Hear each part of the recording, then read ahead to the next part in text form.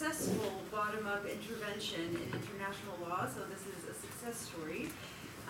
So for those of you who don't know, and yes, this is not my PowerPoint, I don't have a PowerPoint presentation for this talk. So for, under the main convention, in international human rights law that prohibits torture, that's the Convention Against Torture from 1984, the definition, for violence to be considered torture, there are a number of requirements, one of which is that there must be a state official involved in the violence, and another requirement is that there must be a specific purpose. So the torture must be for a purpose such as obtaining a confession or some kind of information or intimidation.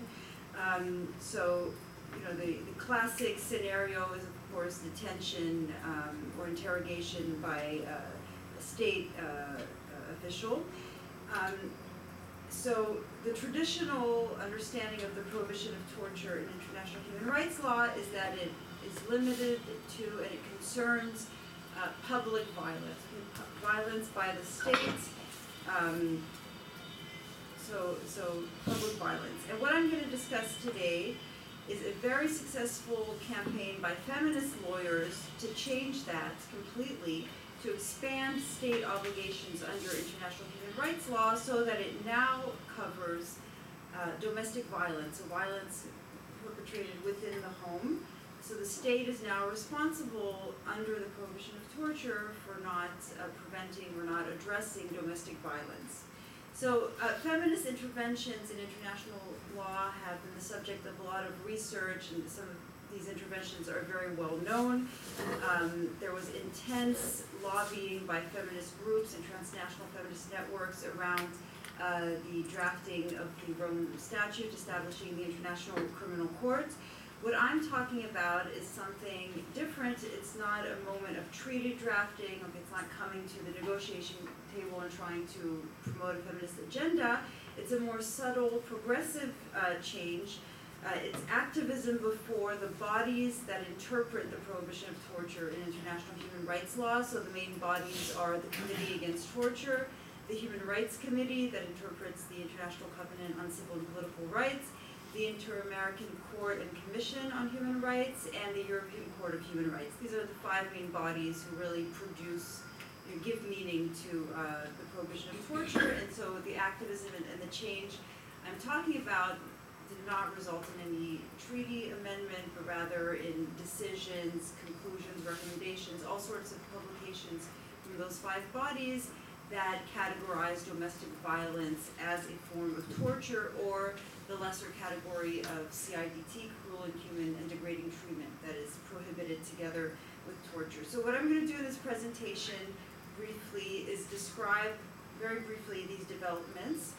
And what I want to focus on are then the two next things are, first of all, I want to try to sort of discuss what are the conditions that made this a success story. And so hopefully this is something we can learn from. What made this possible? Why did this campaign succeed? And then I'm going to end with some thoughts about the consequences of this successful intervention. Is this something good? What happens when groups actually succeed in changing, subordinate groups succeed in changing international law, international human rights law? Are there prices? Are there costs to this success? So, these are our thoughts. This is a work in progress. So especially the last part is very, it's really an outline form for now. So first of all, these developments, the campaign for domestic violence to be recognized as torture. So this campaign can be seen as the latest stage, the most recent stage, in a series of feminist engagements with international law since the 1980s, when transnational women's networks formed around UN conferences and brought a wide range of issues, so domestic violence, but also feminine genital mutilation, rape, and the torture of female prisoners, so a whole bunch of types of injustice suffered by women were brought under the category of violence against women at these UN conferences by transnational women's networks. And these issues, the issue of violence against women, received recognition as a human rights issue in the 1980s and 1990s in various UN declarations. And one of the main innovations of this framework was that it brought violence in the private sphere, violence in the family, in the home, into the purview of international human rights law. So, genital mutilation, domestic violence were considered already in the 80s as part of the broad concept of human rights. And the dominant, there were many different strands of feminism involved here, but the dominant dominant approach to this activism around violence against women is what Janet Halley has termed power feminism, which is a structuralist approach that focuses on male domination, female subordination, and sexuality as the locus of the male-female hierarchy. And this same structuralist approach is also at the root of the campaign that I'm focusing on, so the later campaign to more specifically expand the definition of torture to cover domestic violence. The leading actors in this campaign were lawyers, women lawyers at a law clinic, the International Women's Human Rights Clinic at CUNY, the City University of New York Law School, now called Human Rights and Gender Justice Clinic. And the lawyers there, from their writing, you can see very clearly that they were influenced by the structuralist approach of power feminism. And you can see this most clearly in articles published in 1994 by Rhonda Copeland and Selena Romani, co-founders of this clinic at CUNY, who argued for the recognition of domestic violence as a form of torture. They started off with a sharp critique of the liberalism of international human rights law, the liberalism that had produced this sharp private-public distinction, and as a result had pretty much shielded the state from international scrutiny when it came to the violence that women suffered most from, violence in the home. And so for them, for Copeland and Romani, the UN declarations for the, Selena Romani, for Copeland and Romani, the UN declarations from the 80s that recognized violence against women generally as a human rights violation, that was a very good symbolic move, but it wasn't enough.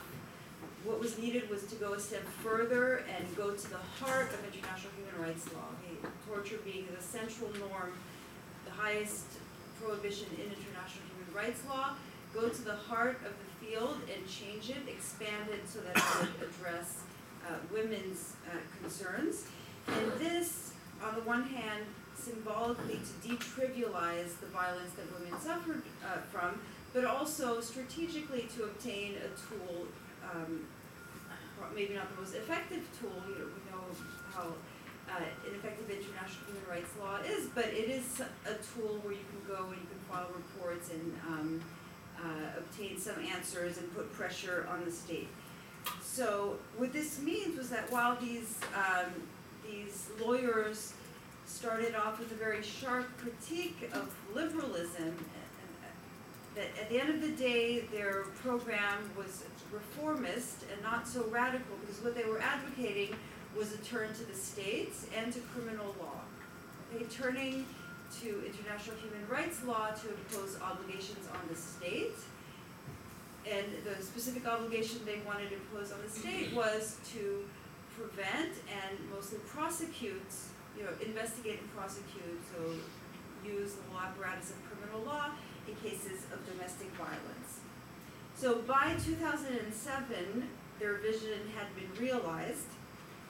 I'm not going to go through all the private bodies and everything they did. I'll just say very briefly that following legal activism by the clinic, but also by NGOs, other clinics also at Columbia Law School and outside the United States, NGOs from around the world, the main bodies interpreting the prohibition of torture in international human rights law now routinely consider domestic violence under the category of torture or cruel, inhuman, and degrading treatment, and have found states to be in violation of the prohibition for failing to protect women from domestic violence or failing to prosecute those cases.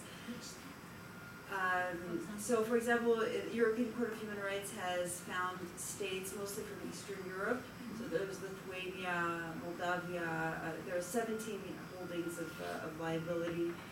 They're in the Inter-American Court, Mexico.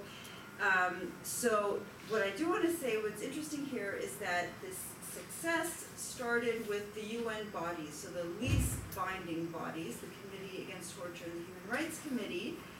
By 2002, both of these bodies were routinely criticizing states for failing to have a policy on domestic violence or to prosecute domestic violence when they wrote their concluding observations to periodic reports. In 2007, the Committee Against Torture published its General Comment number 2, which explicitly refers to domestic violence as something that is covered by the state obligation to prohibit torture. And the General Comment number 2 was actually the product of years of generations of lawyers at the CUNY clinic sending what they called expert opinions to the Committee Against Torture, so arguing for the inclusion of domestic violence. And since 2009, the Inter-American Court and the European Court of Human Rights have held states responsible for domestic violence under the category of torture and CIDT.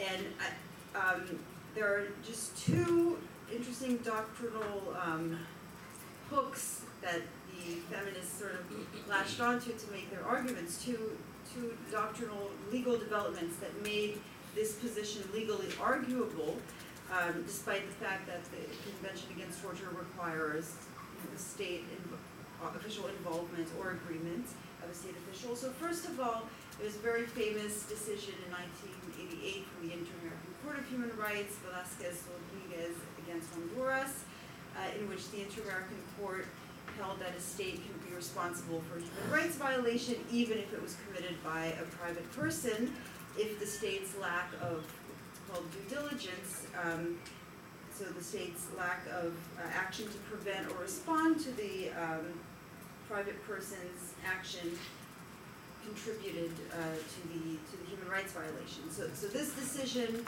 was taken in connection with, it concerns enforced disappearances, the private persons that everybody had in mind back then was paramilitary groups.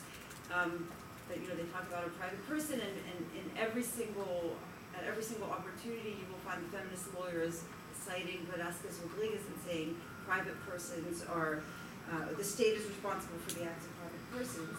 The second doctrinal development that made this legally arguable is CEDAW had interpreted in the early 90s, it had interpreted gender-based violence as constituting per se discrimination. So any act of violence against a woman because she is a woman is a form of discrimination. So one of the prohibited purposes that makes violence torture under the Convention Against Torture is discrimination. So the lawyers argued, so violence against women, domestic violence is discrimination, that's one of the prohibited purposes, so we fit the requirement for torture. So that's the development. So now, why was this possible? And I've spoken, of course, about these doctrinal developments, but from a broader perspective, how was this politically and institutionally possible? So if you read about these developments, then you can pick out, and there are many elements that will sound very familiar to anyone interested in constructivist theories of normal operation. There are techniques of framing, persuasion, creation of organizational platforms. So the clinics can be seen as an organizational platform.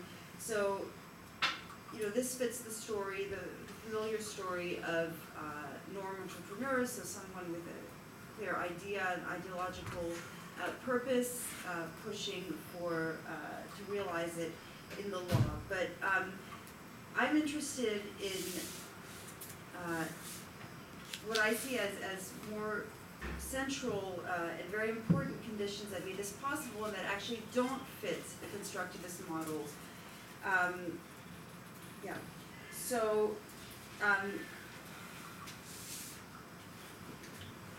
I'll emphasize three of these that are really institutional legal feature of international human rights law, which in my view point to the fact that this is an arena that is actually quite open to creativity and to normative change and to even quite radical re-imaginations of the field. And I'll also talk about a very important political enabler. So as I just told you, novel interpretations of international human rights law by the Inter-American Court of Human Rights in Velasquez Rodriguez and by CEDAW provided tools to make new arguments before other bodies. And so we often hear in recent years about a supposed negative, there's a proliferation of human rights bodies, there's fragmentation, there are too many bodies interpreting things in different ways in the field, and this is seen as something bad. But I think this case shows that this proliferation of bodies actually provides, it creates all kinds of different conditions, different contexts within which different doctrines are developed and can then migrate and provide tools. And so in a context in which there's a lot of cross-referencing, this proliferation of body actually allows creativity. The second feature, which I see as very important here, and which is usually seen as a weakness of the field, is that a lot of it is not binding. A lot of it is soft law. And this going back to my point about the non-binding bodies, so the UN treaty bodies as opposed to the regional courts, the Committee Against Torture and the Human Rights Committee, those are the bodies where this change was made first. And it shouldn't come as a surprise because before those bodies, you don't have to make a very tight legal argument. You just bring in issues, and maybe Rina, you'll talk about that in your presentation. You don't have to show how the issue you're bringing up really fits, because it's not a legal claim. It's not going to be binding. You're just reporting or shadow reporting. So once though the topic had become established before those bodies, it sort of solidified and hardened into more binding law with the help of legal arguments in the regional courts. So the soft law aspect of the field is very important in my view to enable novel changes. The third aspect is the numerous openings for NGO participation now in the field through shadow reporting, etc. I won't go into that. That's well known. And the last feature, the political feature that is very important here in my view, I found that the bodies who actually brought the issue of domestic violence under the category of torture before the UN bodies were not NGOs. I found that they were states from the global south, specifically Argentina and Venezuela, who brought this issue before the bodies. And what seems to have been going on here is that they were trying to report on having done something positive. So they write their periodic reports and they say, we have established a law fighting domestic violence, and hence we are doing something against torture. So for me, this is a way, I think it helps us understand international human rights law, even if we're not talking about treaty drafting and negotiation, that at the end of the day, this is an area of direct negotiations, that for norms to be promoted, there has to be some overlap of interest among the NGOs, the norm entrepreneurs, and states, okay, who might want to co-opt or have an interest in promoting the same norm. So, in conclusion, in 1 minute, my thought about the consequences. So, first, I think the struggle against domestic violence has been both empowered and constrained by this turn to international human rights law. Empowered in the sense that there's an arena to make states answerable. States now have to routinely report to somebody outside the country about their domestic violence policy. It's been restrained, though, in the sense that currently the prohibition against torture comes from the privileging of penal responses to violence. So, this was already within the feminist approach.